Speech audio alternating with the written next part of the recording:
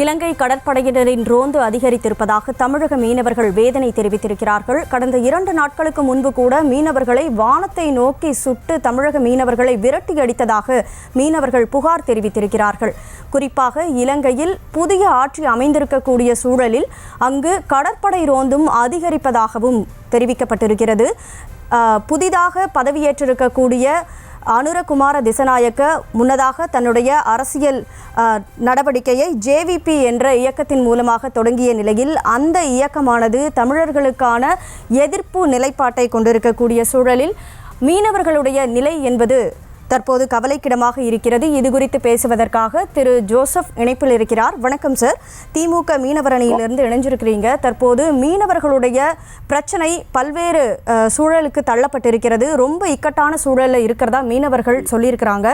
என்ன நடவடிக்கையை அரசு எடுக்க போகிறது? அதாவது மேடம், நேற்றைய தினம் கூட மாண்புமிகு முதல்வர் அவர்கள் பிரதமரை சந்தித்த போதும் கூட இந்த கோரிக்கை வைத்திருக்கார்கள்.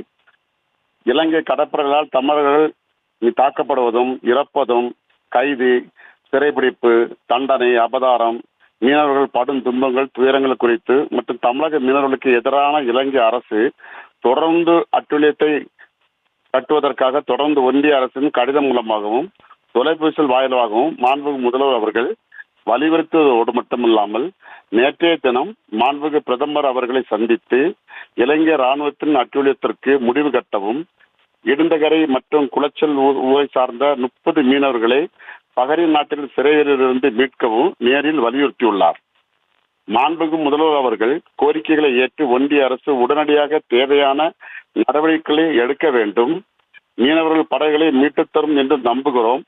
அப்படி இல்லாத பட்சத்தில் மாண்புமிகு முதல்வர் அவர்கள் அனுமதி பெற்று கடந்த வருடம் இதேபோல் ராமநாதபுரத்தில் திமுக மாவட்ட செயலாளர் தலைமையில் மீனவணி சார்பாக நடத்தப்பட்ட போராட்டங்கள் போல் மிகப்பெரிய போராட்டத்தையும் ஒன்றிய அரசுக்கு எதிராக நடத்த வேண்டியது வரும் என தெரிவித்துக் கொள்கிறேன் மேடம். இணைப்பில் உங்களுடைய கருத்துக்களை பகிர்ந்ததற்கு நன்றி திரு ஜோசப். செய்திகளை உடனுக்குடனும் துல்லியமாகவும் தெரிந்து கொள்ள சப்ஸ்கிரைப் பண்ணுங்க.